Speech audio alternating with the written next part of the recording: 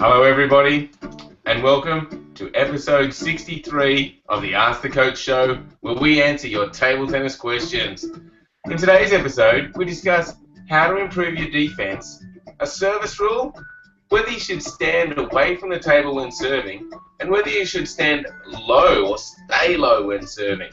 As always, Super Coach Alois Rosario is here with me to answer your questions. Welcome, Alois. Hi Jeff, how are you this morning? Yes, I'm really good, Alois. I'm very excited because last night I went to the cricket, the Melbourne Stars versus the Perth Scorchers, and it was just an awesome game. Scorchers scored 179, and the Stars were in trouble early, losing early wickets. Looked like they weren't going to make the runs, and then their wicketkeeper smashed 103 runs, hit a 6 off the last ball to bring up his century and win the game. Oh, the crowd went nuts. It was awesome. All right, and for our viewers, that means to you. Yeah, we're really struggling to hear you. I didn't get much of that, Alois, but I think you were going to explain cricket to our American viewers. It means nothing. I wouldn't even begin to try and explain the game of cricket. Okay, yeah, no, can't hear you at all, Alois. You might have to even go to, I wonder if they're like an audio only. All right, how about now? Is that better? Hold on. How about now? Go talk again. Right, how we go? Yeah, maybe. Let's give it a whirl. Okay. Let's see how it goes. So let's talk about yesterday's PingSkills question of the day, which was, where do you play your table tennis most? The work, school, or club? Yeah, so we had a few responses, and a bit of a variation between school and work and clubs. Probably the biggest thing that we'd say is that if you do get the opportunity to join a club, do it, because you just get to see a wide. Oh, no, you can't now. You're going to have to go to audio only, I think, at this stage. The internet's terrible, Alois.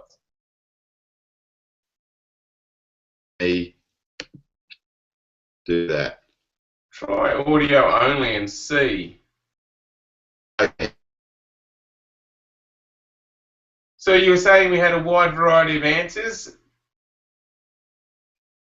A variety of answers, which was good. Players playing at clubs and schools, and I think from things that you should try to get to a club if you can, because at a club you're going to see a lot of players that are looking to improve at a higher level, and you might even sort of be able to access some coaching down at clubs as well. So if you can get to a club, do it. Yeah, absolutely. That was the same experience I had, Alois. I played a little bit at school and a little bit at home, and then when I went to a club, it was just a totally different experience. So yeah, if you can, and you're not already, try and find a club near you and just go down. You'll have a great time and you will learn a lot. All right, so that moves us on to the PingSkills question for today. Is there anything that you aren't sure about with the service rule?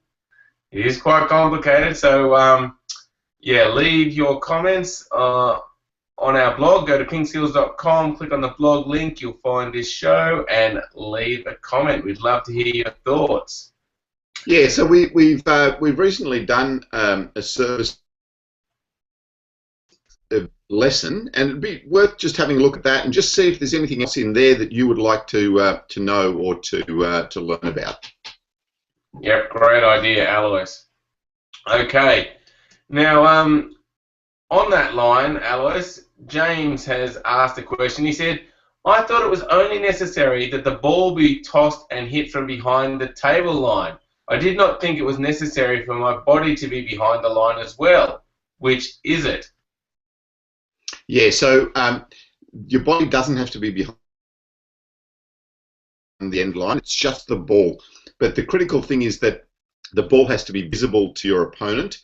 And they talk about the ball having a clear path between the ball and the two net posts and the net in between there. So basically it's getting your body out of the way. Now, you can go around the side of the table, still have your body out of the way of that area, and serve correctly. So yeah, so you don't have to have your body behind the end line of the table, just the ball. Just the ball. Okay, that makes sense. All right, and I'll put a link to that service rules video in the show notes. Okay, thank you, James. All right, now Yazid has asked Alois, how can I improve my defence? Yeah, so defence, we talk about a few different things with defence. The first thing that we think of probably is going back and chopping the ball and playing a backspin ball from away from the table. So to do that, it's important to just get the technique right, and we've got lessons on the backhand chop and the forehand chop that you can access through our strokes and technique section. So try to have a look at that and just get your technique right, with starting up fairly high and finishing down around knee level.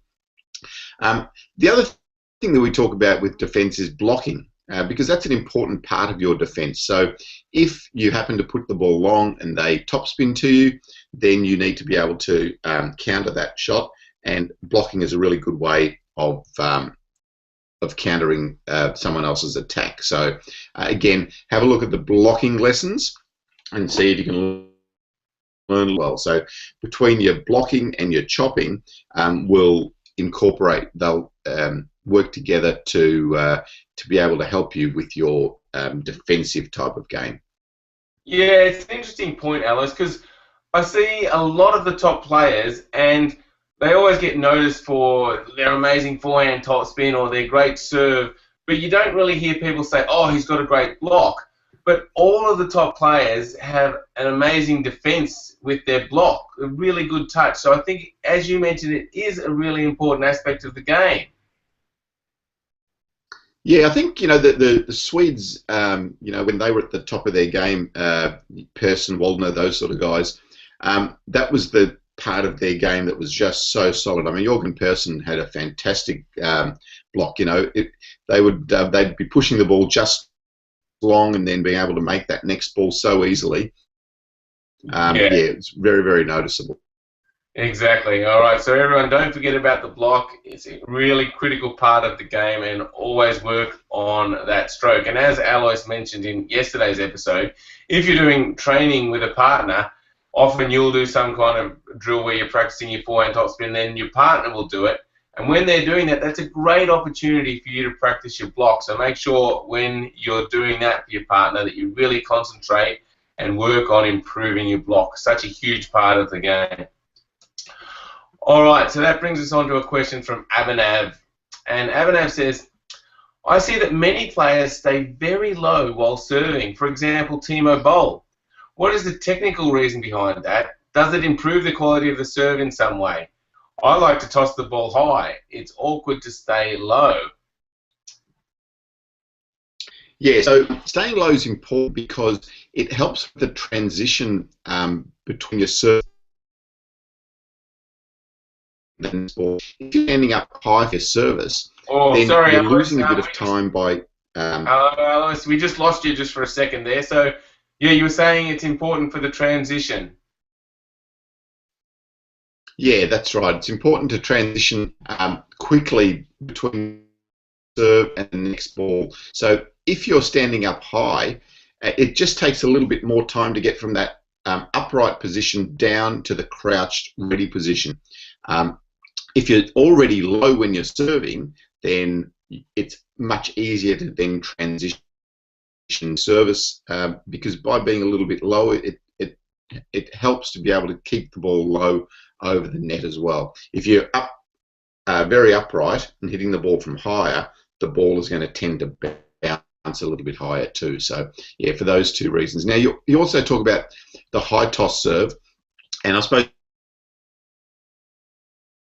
Samsonov is the yardstick there with the high toss. Do a little bit of an analysis service action in the Ask the Coach page of this question, and you'll see there that Samsonov, when he actually hits the ball, is really low. So, he's very upright off with,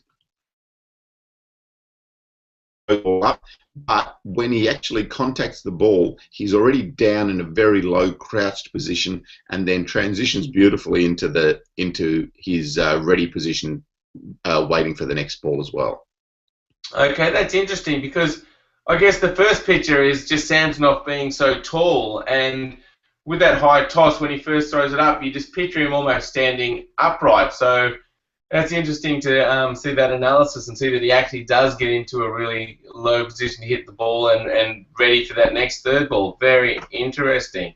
So, yeah, when you're looking at the show notes, just click on the question link for this, and it'll take you to where Alois has answered the question in the Ask the Coach section, and you can see what he's talking about there. All right. The next question, Alois, is from John. And John says, "Hi, Alois. How to decide backspin serve, and can I stand a little away from the table, like 30 centimeters or something like that, when serving?" Yeah. So for the side backspin serve, it's important to contact the ball in the right spot. So when you're contacting the ball, if you imagine the ball as a clock face, if you contact the ball down around 4 or 5 on the clock face, or at 7 or 8 on the clock face, you're then going to generate some backspin with some side spin as well. So that's something that you will get by practicing a lot, and also it's just really important to get that contact position right on the ball. If you get that right, then you'll be able to generate the right amount of or the right type of spin. Yeah. Okay. So Jeff, you might just. Yep. Go ahead.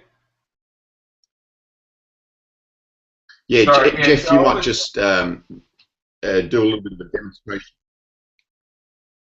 Yeah, I was thinking it's a matter of getting the ball spinning backwards and to the side, and I think a good way to practice this is just away from the table, and firstly just try and get some backspin, and you'll know you're getting some backspin if you can get the ball to go away and come back towards you. So you can just do that just on the floor, just serve it, try and get some backspin, hit underneath the ball, get the ball spinning backwards, then it'll grip into the floor and come back towards you. And then if you can do that, you can start, instead of just coming straight underneath it, you can come underneath it and to the side, and that will get the side spin. And you should be able to see the ball react on the floor this time. It should sort of come back but go off to the side.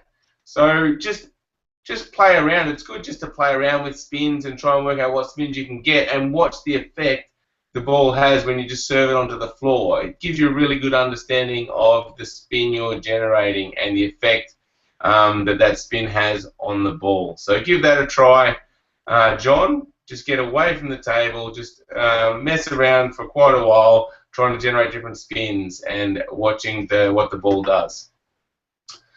All right, hopefully that helps you out, John. Let us know. All right, Alois, we've got a question from Brock, which is, what is your favourite move or skill in table tennis? Is it a loop or a smash, or what is it? Oh, for me, it's definitely the forehand top spin. So that's the shot that I love doing, and I probably enjoy it because that's the one that I do the best out of all the shots. So yeah, for me, forehand top spin. What about you, Jeff? Forehand top spin, yeah, I think pretty much the same, but even more specific. I loved it when someone else top spinned the ball. I don't know how to say that. When someone did a forehand top spin to my forehand, and then I would top spin it back, so the counter top spin, that was my favourite shot. And when that went on, it just seemed awesome. I just loved doing that. Yes. So great question, Brock. Okay. Yes. Thank you again. Thank you, everybody, for watching the show today. I will put it up on our website very shortly, so you can see it there, pingskills.com. Click on the blog link and make sure you go to pingskills.com and sign up for our free newsletter. And It's a long weekend here in Australia this weekend. It's Australia Day on Monday, so I guess we will see you on Tuesday, everybody.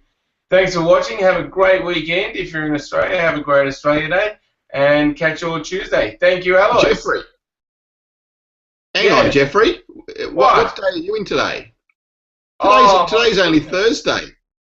Oh, man, I've just got, because I got to bed so late. You're not going to work tomorrow. That's crazy. We're going to see you tomorrow, aren't we? We will see you tomorrow, everybody. I hope so. And then we'll have a bit of a break, and then you can have a great weekend. But we will catch you tomorrow. That's right. Good on you. That's funny. If only it was the weekend. That's right. All righty. Well, thanks, Alois. Okay. Thanks, everybody. Jeff. Bye. See ya. Bye. Love the music. Have a great day, everyone.